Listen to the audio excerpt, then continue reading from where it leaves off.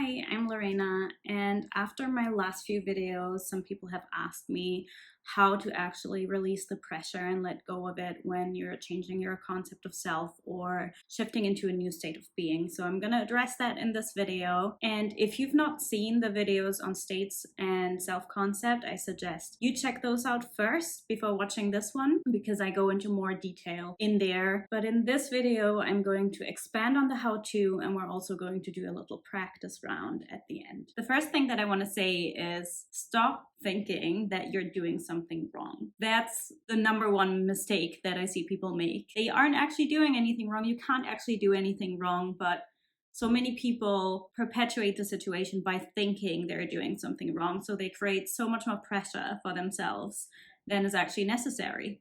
Give yourself some credit for where you are. You're doing it. You're trying. You're practicing it. Give yourself a pat on the back for that. The next thing is practice and persistence. It's probably not what you want to hear. If you're in the place where you keep imagining, you're doing the thing, you're trying, you're imagining, how does it feel if I have my desire? How would it be? How would I be if I was the person I want to be, if I was in the state of wholeness or abundance or love, or whatever the case might be? You're doing it, but it's just not clicking. It's just not staying with you. You constantly fall out of the state. You get frustrated. You just can't get yourself to feel the way you think you should feel. And to that, I only have to say, keep practicing. Keep practicing and it will click. And the problem is that if you keep practicing, thinking, oh, I'm still not feeling it, I'm still not feeling it, I'm still not here, that is the pressure, right? So see it as something you enjoy rather than seeing it as something that you do in order to make something happen. Do it just for the sake of doing it. Play with it. Make it fun. Do it like a child. Remember that when you were a child, I don't know if you did this, but I did. And you would imagine certain scenarios, or you would imagine that you were a princess or a mermaid or a witch. I was a witch.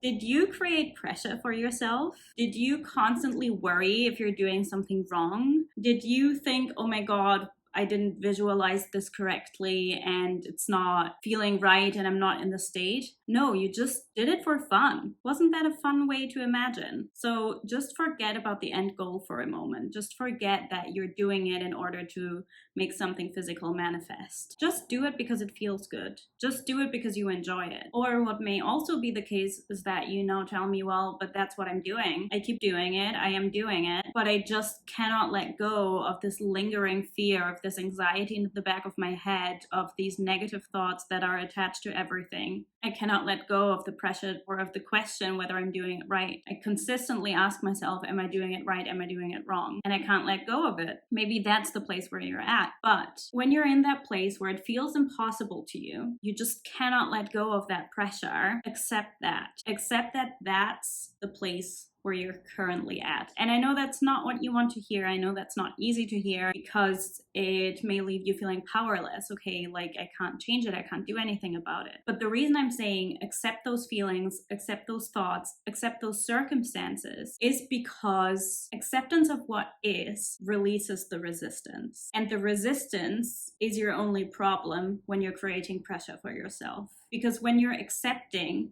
that maybe currently you cannot be in the state and it's difficult for you, then the pressure disappears. If it's not working, if your thoughts are interjecting it that much and you really can't get into the state at all and you get frustrated, take a break, leave it for now and try again later. That's what I mean by taking the pressure off. Don't make it such a big deal because it's truly not. If you don't get it right now, where's the difference to earlier? At least you tried. And the more you try, the more you keep practicing, the easier it will get. If you do it without the pressure, if you do it just for the sake of doing it rather than to make something happen. And then the other scenario is you are able to do it, but you shift back out of the state and that then frustrates you. Or you're in the process of putting yourself in the state, but your ego gets really loud and your mind interferes and you have these horrible thoughts, like I mentioned before. Then don't force yourself to be somewhere where you're not. Don't force yourself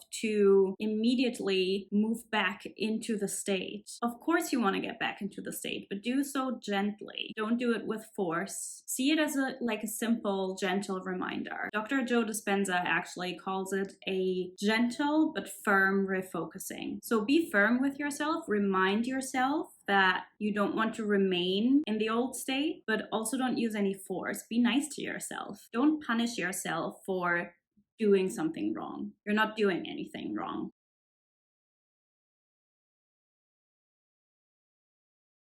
Okay, so let's practice it together for a moment. Pick a desire, any desire, and now describe it to me.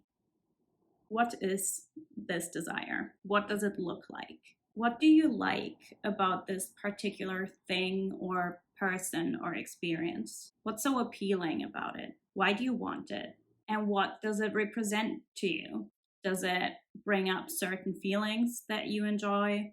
And then how do you think you would feel if you had it right now? If it was truth right now? And if it was completely normal and nothing special right now? And even if you can't assign a particular feeling to it or you can't fully feel it right now, deep down you know the answer, because if you didn't, you wouldn't want it.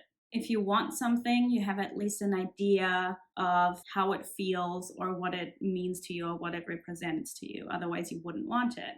Now, get into the details. If you had this desire right now, who would you be spending time with? What would you be talking about? What would others be talking about to you? How would you talk to yourself? What would you be thinking about? How would you feel right now in this moment watching this video? What might you be doing tomorrow? And what new desires would you possibly have if that was already done? How would you get up in the morning? How would that be different? How would you go to sleep at night? You can use all these questions that I just asked you and sit with them or journal about them and really think about how it would feel for you and how things would change for you if you already had what you desire. And you can add your own questions, of course. These were all just examples. You can go into a lot more detail and you can also leave out a lot more detail. And also, you don't need to feel all of this in detail. You don't need to have an exact, clear answer for everything. And you also don't need to fake anything or pretend that you're already doing the things. It's just about landing in that feeling and getting an idea of what it would be like, just so your state of being can shift into that space. When we're taking the pressure off, there's no pretending, there's no acting or faking. All you're doing is you're contemplating it. There's no forceful visualizing. So the point is you're making it fun. You're being firm and you're constantly reminding yourself rather than falling back into the old state. But you're also being nice to yourself. You're being gentle with yourself and you're not pressuring yourself to be anywhere where you're not. You're letting feelings be feelings, you're accepting where you're at, and you're being consistent. So I hope this was helpful and this clarified things a little bit more at least. You can find my free self-love challenge in the description box, as well as coaching information and articles, and I'll see you next time.